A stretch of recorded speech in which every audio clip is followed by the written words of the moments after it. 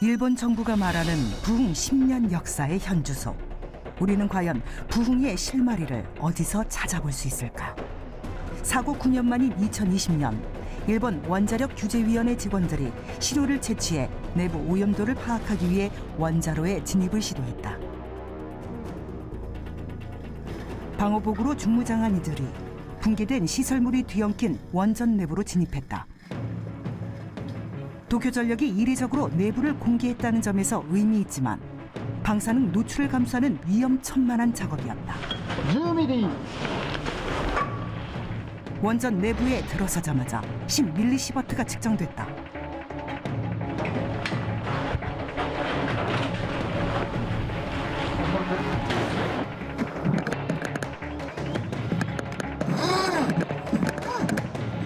원자로 내부 깊숙한 곳일수록 건물 내부에 10년째 그대로 갇힌 방사능 물질의 농도 또한 짙게 나타났다.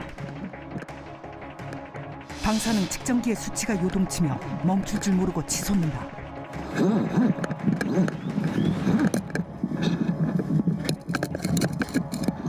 측정값은 36.8mSv.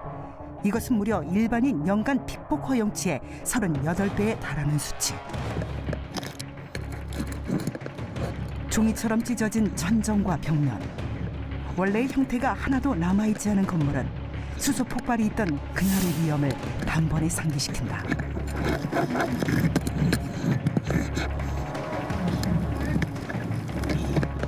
로봇이 촬영한 경남 용기하는 상황이 더 심각했다. 원자로의 중심부 노심은 녹아버렸고 그 사이로 냉각수가 줄줄 흐르고 있다. 이 중 일부는 이미 방사성 물질을 머금고 바다로 흘러들어갔다. 사고 9년이 지난 시점에도 880톤의 해결료가 남아있고 무려 10경 베크렐의 방사성 물질이 들어있는 위험천만한 원자로. 그럼에도 불구하고 일본 정부는 접근조차 쉽지 않은 원자로의 폐로 작업을 30년 후인 2051년 안에 끝내겠다고 한다. 원전 10기, 원자로 10기에 해당하는 게 망가졌단 말이에요. 네. 터지고 헤어지고 녹고 다시 굳고. 이거는 보통 문제가 아니죠. 그걸 끄집어내는 데만도 아마 10년 이상씩 걸릴 겁니다. 각 호기마다. 물론 동시 작업을 하겠지만은 그러니까 이거는 아마 50년도 굉장히 낙관적입니다. 70년 정도는 걸리지 않을까. 유레카!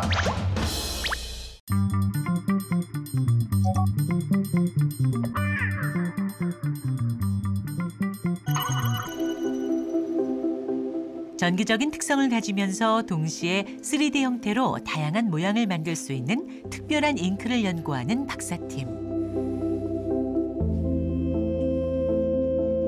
설승권 박사팀은 산업에서 주로 사용되는 소재를 잉크화해서 실제로 프린팅이 가능한 10여 종의 3D 프린팅용 스마트 나노 잉크를 개발했습니다. 그러니까 전기가 통하지 않는 물질을 가지고 전기를 통하게 할 수는 없어요. 그래서 아예 소재를 선정할 때 전기가 통하는 소재를 선택해서 잉크화하는 것입니다. 잉크화한 소재들은 은, 그다음에 구리, 그러니까 대표적인 소재고요. 그것들은 2차원 패턴부터 3차원 구조물까지 적층할 수 있는 기술을 저희가 확보하고 있습니다. 그래핀, 탄소 나노튜브 등 전자소자로 사용될 수 있는 재료에 일정한 비율과 혼합법에 따라 각종 첨가물을 넣으면 3D 프린트용 스마트 나노 잉크가 되는데요. 잉크를 만들며 있어 그 소재나 공정에 따라 반드시 확인해야 할 것이 있다고 합니다. 3D 프린팅 될 것 같습니다. 노즐을 잘 통과하면서 적층이 잘 될 수 있도록 잉크의 점도와 탄성을 갖도록 하는 과정이 되게 중요하게 됩니다. 재료의 특성에 따라 잉크의 점도와 탄성이 달라지기 때문에 각 재료에 맞는 최적의 비율을 찾는 것이 곧 핵심 기술이 됩니다. 저희 잉크도 약간 치약 같은 특성인데요. 튜브 안에 있을 때는 자기 형태를 유지하고 있는데 이 튜브를 통과할 때 이것들은 그 형태를 잃어버리고 이게 튜브를 나오게 되고요. 그 나온 치약이 우리 칫솔 위에서는 다시 형태를 유지하잖아요. 저희가 인쇄하는 그 3D 프린팅용 잉크는 그런 치약 같은 특성을 갖고 있어야 합니다. 방금 좀 전에 보신 그래핀 잉크로 만든 3차원 구조체예요. 상당히 유니폼하고 그다음에 샤프하게 만들어졌거든요. 보통 잉크로는 이렇게 만들기가 어려운데 이런 형태가 조금만 응용이 되면 그 배터리용으로 쓰이는 3차원 전극이 됩니다. 스마트 잉크로 만든 회로가 작동하는 것을 직접 보여주겠다는 설순권 박사. 실제로 배터리도 달고 LED도 달아서 실제 이것들이 작동하는 것을 구현해 봤습니다. 작은 전구가 달린 이 회로에는 다른 3D 프린팅에선 볼 수 없는 기술이 담겨 있다고 합니다. 그런데 여기서 재밌는 거는 그냥 이 상태라면 2차원의 상태라면 다른 프린터로도 얼마든지 만들 수 있거든요. 그런데 재밌는 부분은 이게 보이실런지 모르겠는데 불빛이 나는 LED 위쪽에 3D 브릿지로 연결된 부분이 있어요. 요 불빛 옆쪽으로 다리를 놓은 거죠. 그래서 이 두 선이 교차하지 않도록 해준 겁니다. 이처럼 교차하지만 겹치지 않는 3D 프린팅 기술이 적용되면 다양한 형태의 제품을 만들 수 있을 뿐만 아니라 산업 전반에 새로운 변화를 가져올 수 있습니다. 자동차를 예를 들면요. 자동차의 무게의 상당 부분이 그 전선들이 상당히 무겁습니다. 구리선을 이용하잖아요. 그런 것들을 바로 자동차의 전장 같은 곳에 그려넣을 수만 있다면 경량화할 수 있게 되거든요. 디자인도 기존에는 만들 수 없던 디자인도 구현해낼 수 있게 되는 것이죠. 유레카!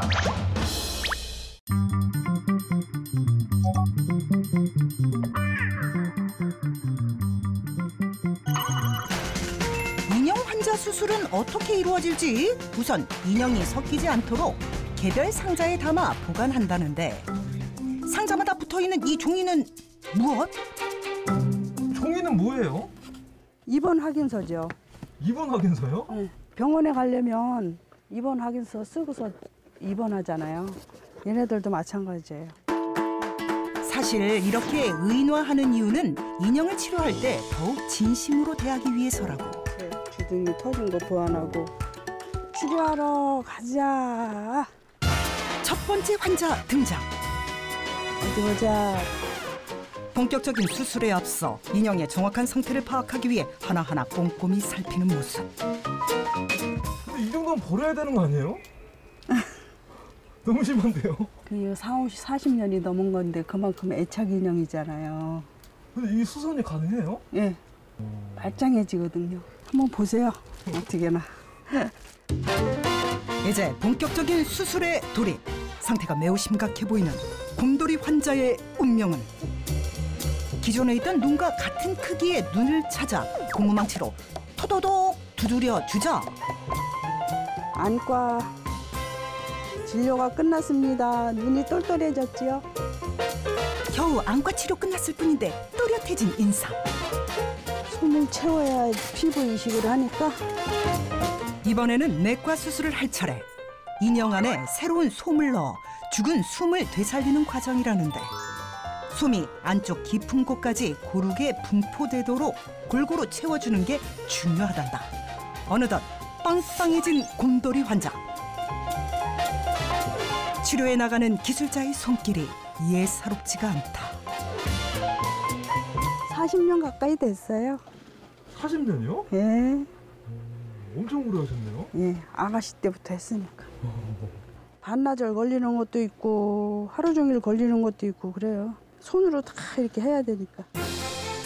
모든 과정이 수작업으로 이루어지다 보니 인형 치료에 걸리는 시간도 들이는 정성도 몇 배씩은 더 소요될 수밖에 없다고. 이때 갑자기 자리를 뜨더니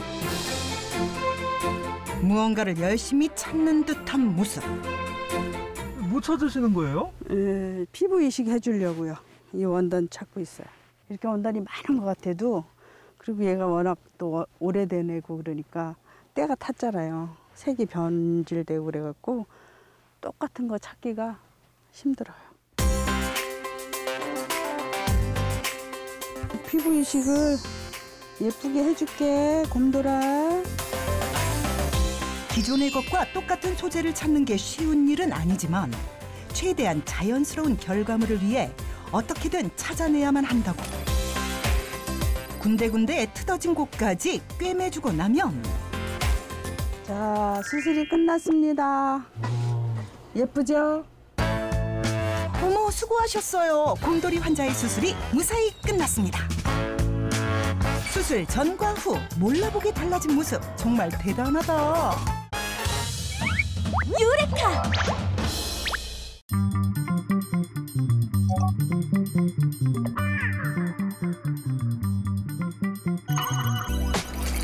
조금 더 큰 불꽃을 초고속 카메라에 담아보기 위해서 요즘 유행하는 가정용 불멍 기계 에탄올 난로에 불을 피워보겠습니다. 여기에 다시 마법의 가루를 뿌리면 역시나 불꽃색이 화려하게 변신을 하네요.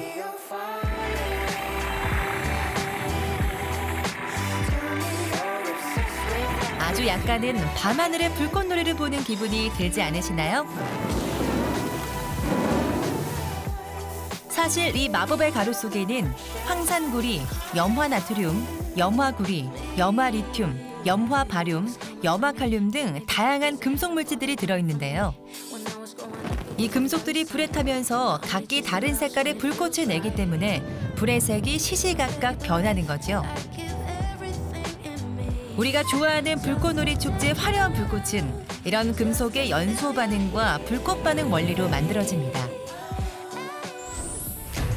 자, 그럼 조금 더 화력이 센 가스버너 불꽃에 마법의 가루를 뿌려보면 어떤 반응이 일어나는지 한번 볼까요? 무지갯빛 다채로운 불꽃이 순식간에 솟아오르네요.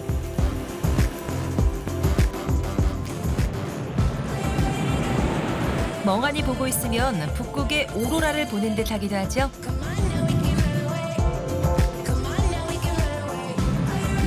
불꽃의 색이 변하는 불꽃 반응은 알칼리 금속이나 알칼리토 금속에서 주로 나타나는데요. 나트륨은 노란색, 리튬 빨간색, 칼륨 보라색, 구리는 청록색 등 각기 특유의 색을 뿜어냅니다.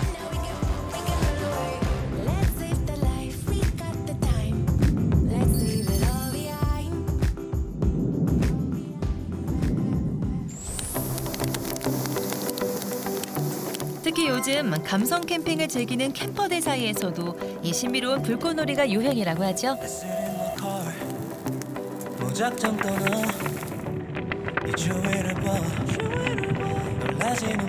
타닥타닥 타는 장작 ASMR 소리를 들으면서 아름답게 일렁이는 색색의 불꽃을 멍하니 보고 있으면 세상 근심이 다 사라지는 기분이겠네요.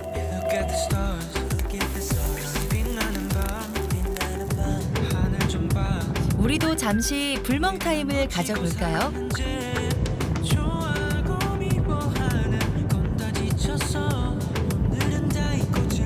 집이나 캠핑장에서 손쉽게 즐길 수 있는 소박한 불꽃놀이 어떠셨나요? 하지만 꼭 주의해야 할 것이 있는데요. 마법의 가루에 들어있는 다양한 금속 입자들은 인체에 안 좋은 영향을 줄 수 있기 때문에 거리를 두고 감상하는 게 좋습니다.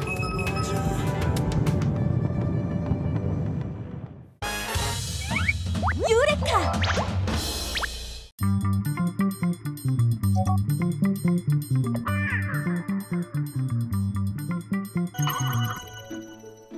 여기 지구 환경을 지키고자 나선 기업이 있습니다.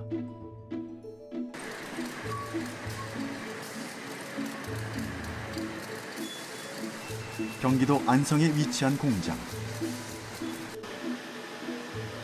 부지런히 기기 위를 지나가는 건 우리 생활에 없어서는 안 될 일회용품 화장지인데요. 이 화장지는 조금 특별하다고 합니다. 겉으로 보기엔 별반 달라 보이진 않지만 비밀은 바로 펄프의 원료에 있습니다. 일반 목재 펄프가 아닌 대나무 펄프로 만든 이른바 대나무 화장지죠. 예전에는 그냥 형광징백제도 많고 그랬었는데 요즘은 여러 국민들도 마찬가지겠지만 요즘 다 뭐든지 친환경 아니겠어요? 그중에서도 대나무 같은 친환경 제품을 또 국민들도 많이 선호하고 하다 보니까 요즘 많이 나가는 추세입니다. 이 화장지의 원료인 대나무는 사실 벽과 식물에 속하는 풀입니다. 이러한 대나무는 나무들과 비견될 만한 장점을 지니고 있는데요. 그것은 빠른 생장 속도입니다. 휴지의 원료, 나무가 자라는 데 걸리는 시간은 보통 6년에서 30년. 반면 대나무는 하루에 최대 1m 이상씩 빠른 속도로 성장하죠. 이상호 대표는 바로 이러한 대나무의 습성에서 힌트를 얻어 산림을 덜 훼손하면서 대체하기 어려운 일회용품을 만들 수 있는 방법을 찾은 것입니다. 가장 큰 장점은 나무를 베지 않아도 된다는 것이고요. 대나무 같은 경우는 나무보다 산소 발생률이 35% 높고 이산화탄소를 소나무보다 6배를 더 빨아당기는 힘이 있습니다. 이를 통해서 나무들이 많은 산소를 발생시키고 대나무들도 많은 산소를 발생시킨다면 지구는 더 건강하고 쾌적해질 것이라는 그런 믿음이 있었고요. 나무와 더 나아가 지구 환경을 지키고자 하는 업체의 접근법은 소비자들에게도 통했습니다. 많은 이들의 호평을 얻으며 환경부와 구매 네트워크가 주관하는 2020 대한민국 올해 녹색 상품에 당당히 선정되기도 했죠. 어쩌면 우리가 지구를 위해 할 수 있는 가장 빠르고도 효과적인 실천은 자연이 지닌 본래의 역할과 특성을 해치지 않는 것일지 모릅니다. 유레카!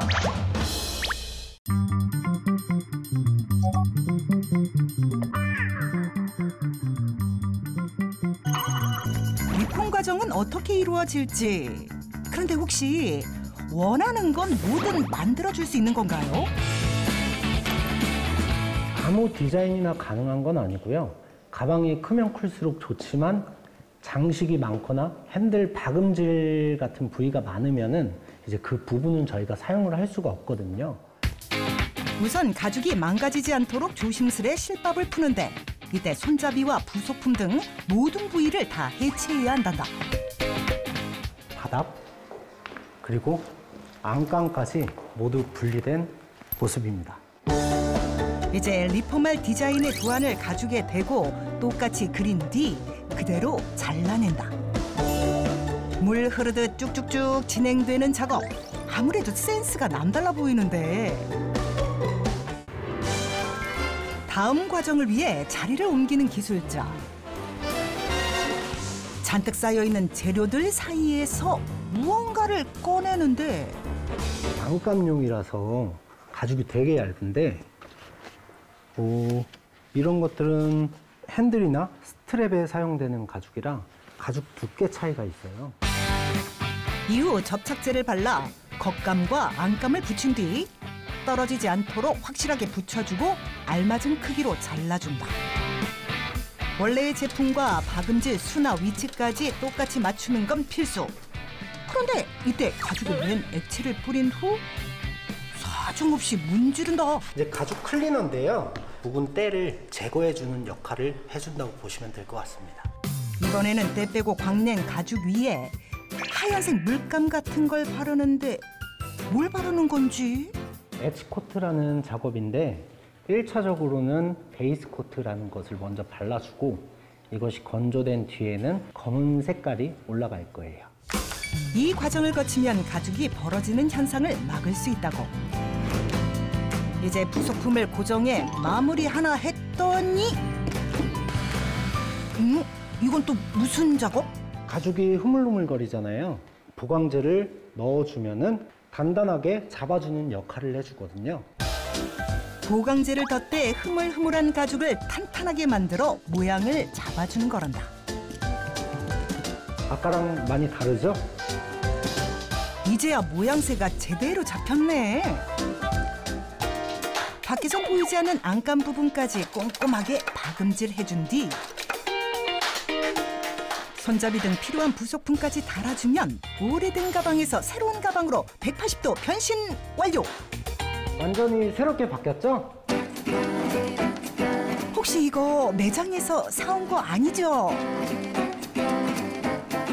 이렇게 환골탈태했는데 안 매볼 수가 있나? 직접 착용해보니 어머 빛이 난다, 빛이 나. 곧바로 두 번째 가방을 만들기에 돌입한 기술자. 이번에도 유행이 한참 지난 옛날 가방을 최신 스타일로 바꿔주겠다는데. 두 번째 가방도 완성입니다. 어머, 나 이거 너무 갖고 싶다. 그런데 아직 미련이 남은 듯 가죽을 놓지 못하는 기술자. 짜투리 천이 좀 남아서 이쁜 걸 한번 만들어 보려고 하거든요. 이쁜 거? 대체 남은 자투리 원단으로 뭘 만든다는 건지?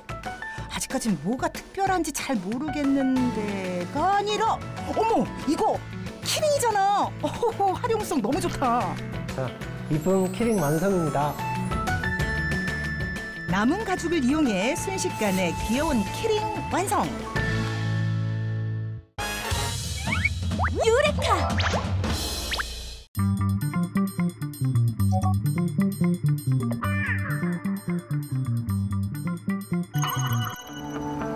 (3D) 프린팅 기술로 전기가 통하는 잉크를 만든 설순권 박사팀.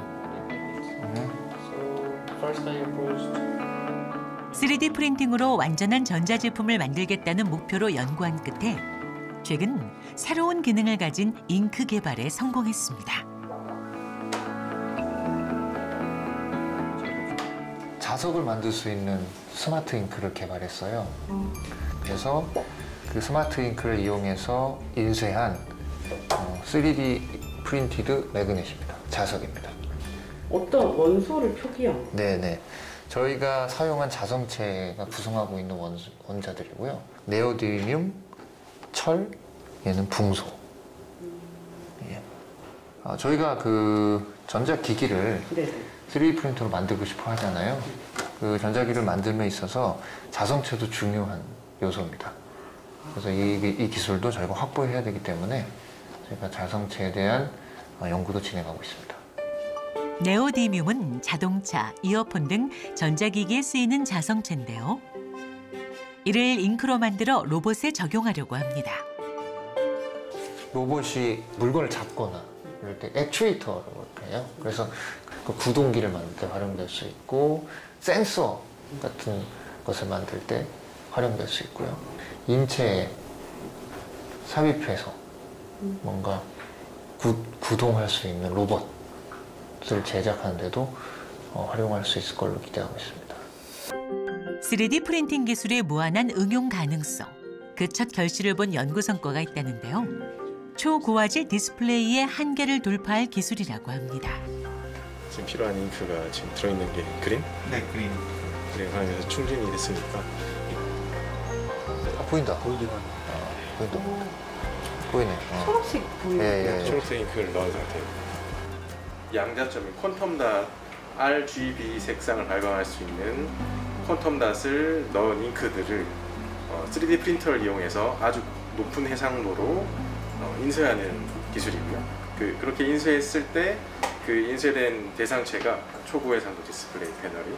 그래서 저희가 그걸 이제 나노포토닉 3D 프린팅 기술이라고 이름을 붙였습니다. 해상도를 높이기 위해선 화소를 작게 만들어야 하지만 빛의 밝기가 줄어드는 단점이 있는데요. 연구팀은 3D 프린팅 기술로 새 대안을 제시했습니다. 모내기 하는 것 같은데, 모내기죠. 그런 느낌이에요, 모내기. 설순권 박사와 표재현 박사는 화소를 얇은 막의 2차원 구조가 아닌 3차원 기둥 구조로 화소를 만들어 해상도와 밝기를 모두 잡은 것입니다. 기존 디스플레이 경우는 2차원 패턴 위에 만들었기 때문에 면적이 제한되잖아요. 그 제한된 면적 안에 존재할 수 있는 퀀텀닷의 숫자가 제한되죠, 역시. 근데 이게 3차원으로 쌓게 되면, 예를 들어서 우리가 1층짜리 집에 들어갈 수 있는 사람 수와 아파트 안에 살 수 있는 사람 수가 다르지 않습니까? 그래서 3D 적층을 통해서 퀀텀닷 아파트를 만든 겁니다. 이렇게 되면 더 많은 콘돔단이 존재할 수 있게 되고 더 밝은 빛을 내게 될 것이죠. 무려 8K TV의 해상도를 50배 이상 높일 수 있는 이 기술은 재료과학 분야 최상위의 학술지에 게재됐을 뿐만 아니라 나노기술 분야의 저명한 해외 언론에 소개돼 세계적인 주목을 받았습니다. 유레카!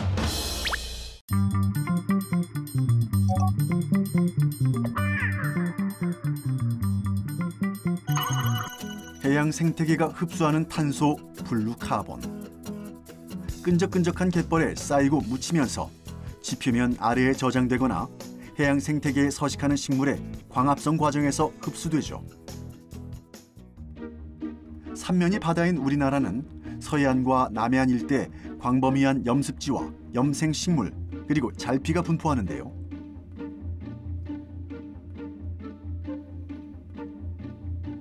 전 국토 면적 대비 연안 습지의 면적은 2.5%로 63%를 차지하는 산림에 비하면 훨씬 작은 규모이지만 전 세계의 연안 습지의 평균 탄소 흡수량은 상대적으로 더 높은 것으로 나타난 연구 결과가 있습니다. 이에 따르면 연안 습지의 연간 탄소 흡수 속도는 산림보다 최대 50배 더 빠를 것으로 추정하고 있죠. 이처럼 갯벌은 훌륭한 탄소 흡수 능력을 겸비하고 있지만 아쉽게도 현재 국제사회에서 인정받는 블루카본은 맹그로브 숲과 염습지 그리고 잘피림 세 종류뿐입니다. 아직 갯벌에 관한 국제사회 연구가 현저히 부족하다는 증거이기도 하죠. 기후변화에 관한 정부 간 협의체 IPCC는 2019년 블루카본을 온실가스 감축 수단으로 공식 인정했습니다. 그에 따라 많은 국가에서 자국이 보유한 블루카본 자원을 국제적으로 인정받기 위해 연구와 투자를 집중적으로 늘리는 상황인데요. 우리나라는 지금부터 알아내야 할 것들이 많습니다. 블루카본은 현재 얼마나 축적돼 있는지, 해마다 얼마나 쌓일지 등을 예상하는 것이죠. 더불어 우선돼야 할 것은 자연이 가진 잠재력과 지금의 현실을 더 많은 사람에게 알리고 갯벌뿐 아니라 산림, 습지, 토양까지 회복을 위해 애쓰는 생태계를 주의 깊게 살펴봐야 할 것입니다.